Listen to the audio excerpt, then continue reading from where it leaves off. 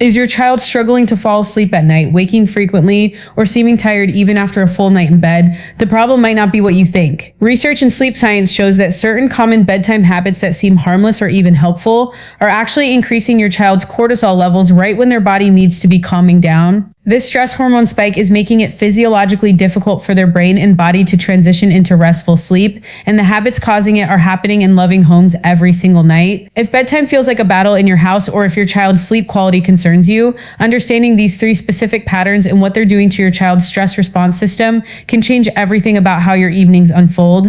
The first habit is overstimulation before bed. Many parents engage their children in active play, allow screen time, or permit high-energy activities in the hour or 2 before sleep. This feels natural. Your child has energy. You want them tired. Physical activity seems like it would help them sleep better, or you use screens to help them wind down while you prepare for bedtime. But neuroscience shows that these activities have the opposite effect on the developing nervous system. Physical play, especially rough or exciting play, activates the sympathetic nervous system and triggers cortisol and adrenaline release. Screens emit blue light that suppresses melatonin production, and the stimulating content keeps the brain in an activated state. High-energy activities signal to the body that it's time for action, not rest. Research in pediatric sleep science finds that children who engage in stimulating activities within 2 hours of bedtime show elevated cortisol levels, take longer to fall asleep, experience more fragmented sleep, and wake feeling less rested than children whose evenings are calm and low stimulation. The body needs time to shift from the alert, active state into the relaxed state that allows for quality sleep, and overstimulation prevents this essential transition. The second habit is an inconsistent bedtime routine. Many well-meaning parents have irregular bedtimes that shift based on the day's activities, weekend versus weekday schedules, or simply when everyone happens to be ready for sleep. The routine itself, if there is one, might vary significantly from night to night in terms of activities, duration, or sequence. This inconsistency creates stress at a biological level. The human body, especially the developing child's body, relies on predictable patterns to regulate its circadian rhythm and prepare for sleep. When bedtime is unpredictable, when the routine changes nightly, or when there's no clear pattern the body can anticipate, the nervous system remains in a state of mild vigilance rather than relaxing into the safety of a known sequence. Developmental psychology finds that children thrive on predictability. Their nervous systems interpret consistent patterns as safety signals. When bedtime lacks this predictability, cortisol levels remain elevated because the body doesn't know when to begin its natural wind-down process. The child's system is essentially waiting to see what happens rather than smoothly transitioning into sleep mode. Studies show that children with consistent bedtime routines fall asleep faster, sleep more deeply, wake less frequently, and show lower baseline stress levels than children whose bedtimes are irregular. The predictability itself has a calming effect on the nervous system that allows cortisol to drop and melatonin to rise as bedtime approaches. The third habit is engaging in stress-inducing conversations or addressing anxious topics during the bedtime routine. Parents often use bedtime as a chance to talk through the day, address behavioral issues, discuss worries, or have important conversations. This feels like quality time and connection, but research shows that discussing stressful topics, processing difficult emotions, or addressing problems right before sleep activates the child's stress response system at precisely the wrong time. Even if the conversation itself is gentle and supportive, if the content is emotionally activating or mentally stimulating, it raises cortisol and makes it difficult for the brain to shift into the quiet state needed for sleep. The developing brain cannot easily compartmentalize. When we introduce worries, challenges, or emotionally complex topics during the bedtime routine, those thoughts continue circulating as the child tries to fall asleep. Their mind stays active, their body stays alert. The cortisol elevation that began during the conversation persists, preventing the deep relaxation required for sleep onset. Here's what you need to understand about cortisol and sleep. Cortisol is the body's primary stress hormone. It's released in response to activation, challenge, and stimulation. During the day, cortisol follows a natural pattern, higher in the morning to promote alertness and gradually declining toward evening to allow for sleep.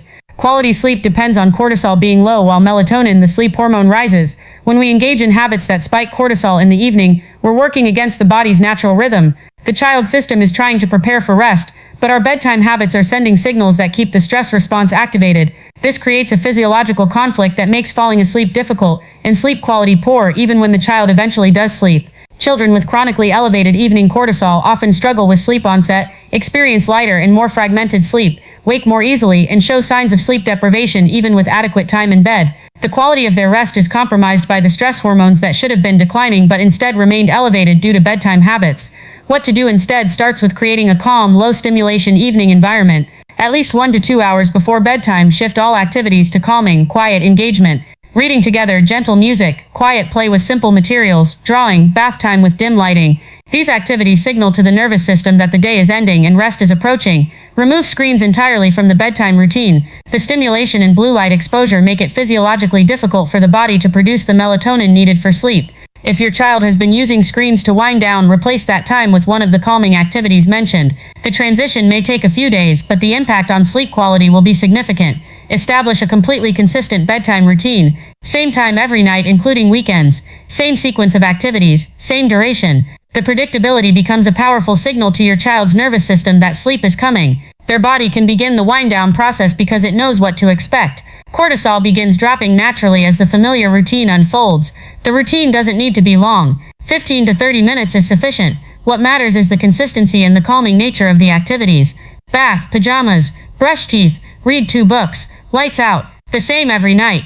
This predictability is profoundly calming to the developing nervous system. Keep all bedtime conversations light, positive, and soothing. This is not the time to process the day's challenges, discuss tomorrow's worries, or address behavioral issues. Save those conversations for earlier in the day. Bedtime talk should be calm, affectionate, and emotionally neutral or positive. Stories, gentle observations about pleasant things, expressions of love and safety. If your child brings up worries at bedtime, acknowledge them briefly and kindly, then reassure them that you'll talk about it tomorrow.